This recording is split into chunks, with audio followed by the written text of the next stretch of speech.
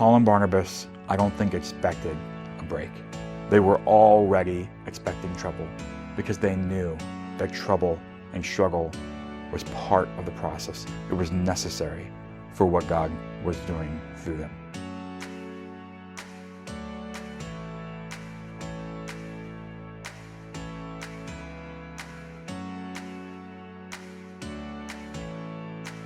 Well, hello and welcome to Sunday Morning with Hope Valley Church.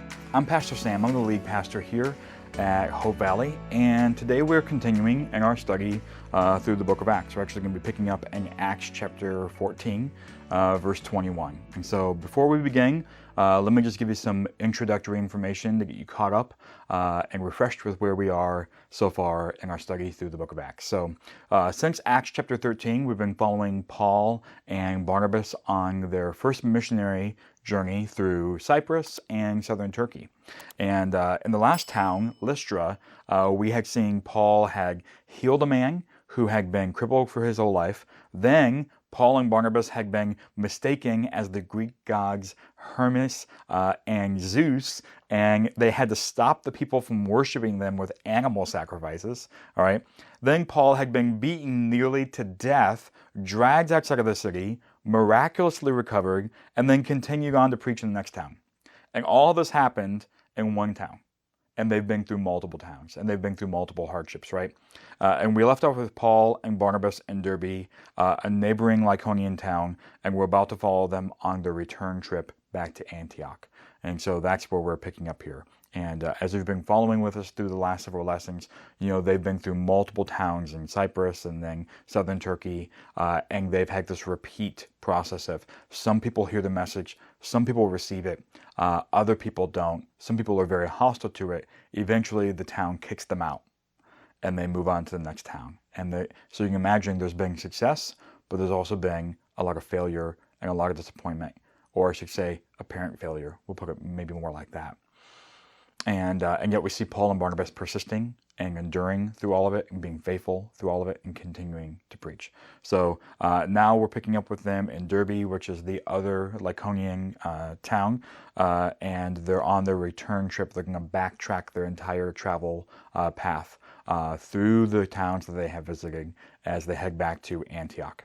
And so as we read, we're going to be reading chapter 14, verse 21, and we're going to stop in chapter 15, verse 3. And as we read today, the question I have you have in the back of your mind as we go is, what should we expect while following the Lord? Okay, what should we expect while following the Lord? That's the question. So let's pick up here in verse 21. So it says, after they had preached the gospel in that town and made many disciples, that town was Derbe, by the way, they returned to Lystra, to Iconium, and to Antioch, strengthening the disciples by encouraging them to continue in the faith and by telling them it is necessary to go through many hardships to enter the kingdom of God. And when they had appointed elders for them in every church and prayed with fasting, they committed them to the Lord in whom they had believed. And they passed through Pisidia and came to Pamphylia. And after they had spoken the word in Perga, they went down to Italia. And from there they sailed back to Antioch, where they had been commended to the grace of God for the work they had now completed. And after they arrived and gathered the church together, they reported everything God had done with them, and that he had opened the door of faith to the Gentiles, and they spent a considerable time with the disciples there. And some men came down from Judea and began to teach the brothers, unless you are circumcised according to the custom prescribed by Moses, you cannot be saved. And after Paul and Barnabas had engaged them in serious argument and debate, Paul and Barnabas and some others were appointed to go up to the apostles and elders in Jerusalem about this issue. And when they had been sent on their way by the church, they passed through Phoenicia and Samaria, describing in detail the conversion of the Gentiles, and they brought great joy to all the brothers and sisters. All right, so what are some key points in this passage? Let's break this down because we see a lot going on there. First we see that Paul and Barnabas retraced their journey to strengthen and equip the disciples they had made. So they take a return journey and they don't go, let's avoid all of these towns that we have been kicked out of on our journey back to Antioch. Let's just not go back there. They are terrible places. No, we see they backtrack their entire pathway of their missionary journey and they revisit all the towns they've been kicked out from. And why? Because they're revisiting the people in that town that did believe, that did accept Christ, that are now disciples. They want to revisit them, they want to encourage them, they want to strengthen them, right? And so as they go, they teach the new Christians a critical principle of following Jesus. And this is actually where I really want us to have our mind at today and really focusing on this statement. Because it says in verse 22 that as they went, they were strengthening the disciples by encouraging them to continue in the faith and by telling them it is necessary to go through many hardships to enter the kingdom of God. And they didn't just say you might go through hardships, right? They were actually letting them know you must go through hardships. In other words, hardship is a part of God's plan and process for the Christian life. So we have to think about it today. We also see that they establish leaders and elders in each town and they entrust them to the Lord, right? In verse 23 it says, when they had appointed elders for them in every church and prayed with fasting, they committed them to the Lord in whom they had believed, right? So they go back, they're visiting the towns, they're teaching them, they're recounting the story of what's been going on in the other towns, they're telling them what God has been doing, they're letting them know you must go through hardships. This is part of the process in order to enter the kingdom of God. But then we also see another example of Paul and Barnabas' faith in action, and that is that they trusted God with people. Right? They didn't micromanage or control people. They released them to go and lead the new movement. So they go back through these villages and towns. They find these leaders who are new believers and they say, you are now going to lead this group. I'm not going to lead this group. I'm not going to micromanage you. I'm not going to sit here and tell you how to do everything. I'm going to entrust you to the Lord, and I'm going to entrust you to these people, and I'm going to appoint you and pray for you and release you to go and lead this new movement. And that's an incredible example of their faith in action, because it's one thing to trust God with ourselves. We will find often that it's even harder to trust God with other people, right?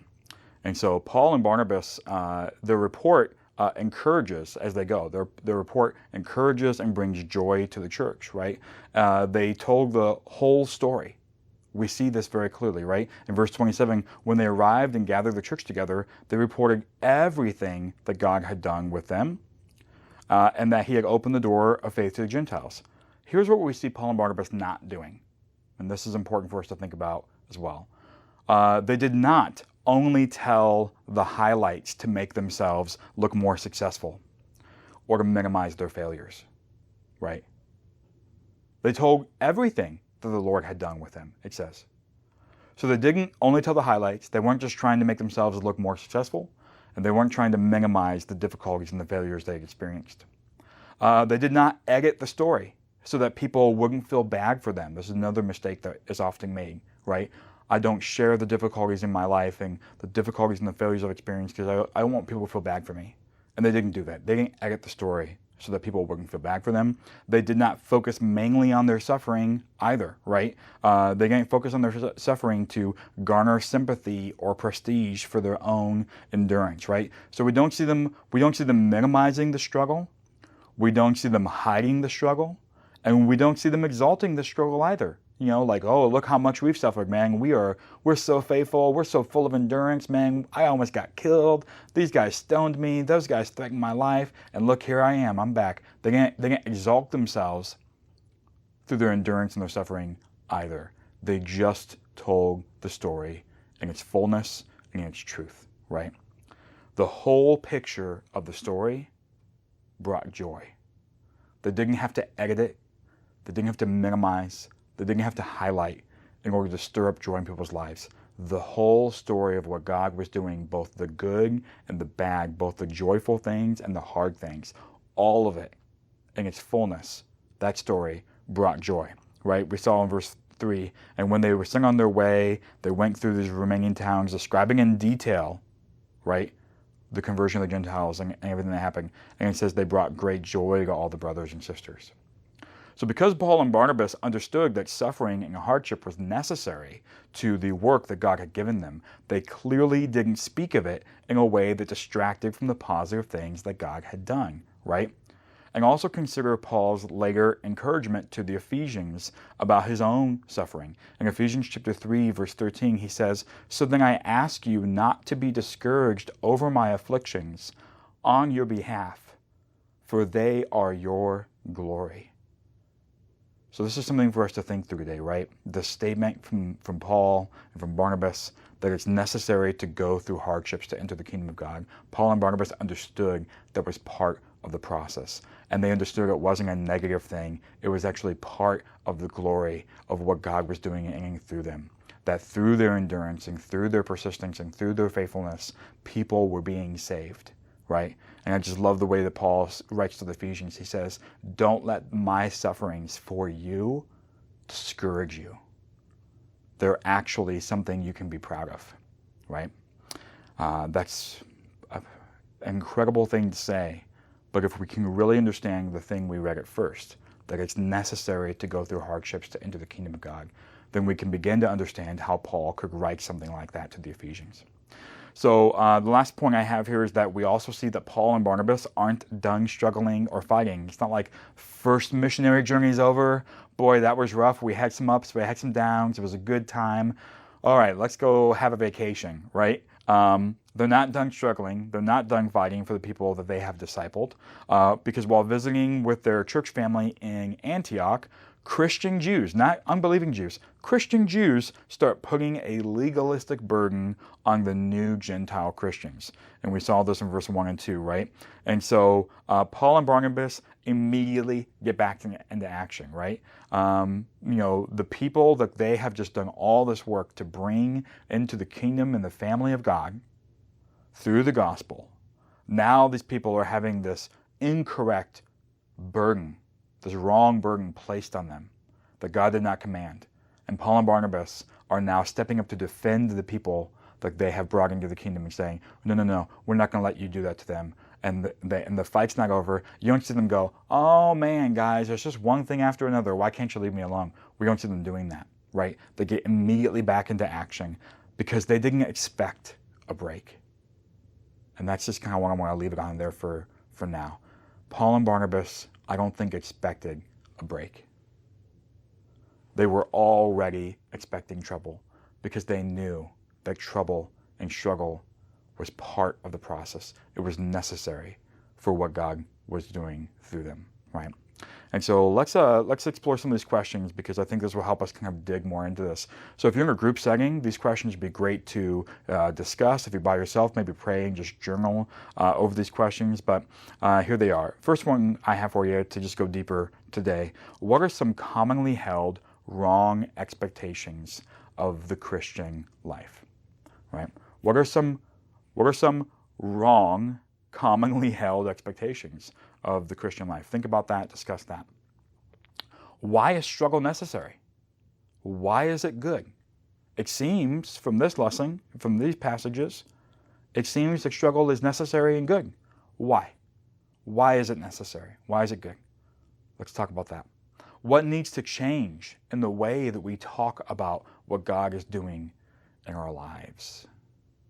Let's think about the way that Paul and Barnabas were clearly relating the story of their missionary journey. They were clearly relating it without edits and without modifications. They didn't dress it up. They didn't downplay things. They didn't sugarcoat it. They told it truthfully. So what needs to change in the way that we talk about what God is doing in our lives? Let's talk and think about that today.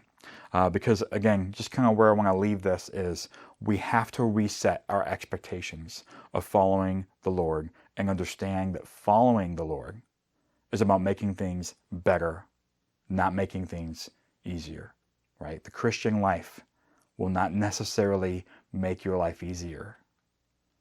It will make your life better, right? And so we have to reset our expectations of what it means to follow the Lord. So let me give you a question to pray about this week and today, and some devotional questions for you to think on. So first, I just really encourage you as you're praying today, ask the Lord to show you what He is doing in the struggles of your life, and to give you the words to encourage and exhort other people in their struggles and in their difficulties.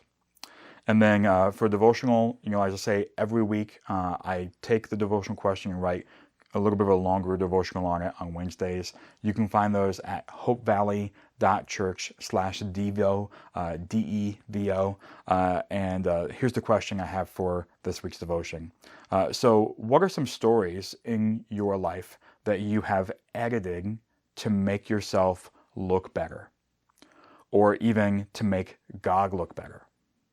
How do you need to correct those stories? And who do you need to correct them with? Okay, so I'm going to ask those questions again. What are some stories in your life that you have edited to make yourself look better, or even to make God look better? And how do you need to correct those stories? And who do you need to correct them with?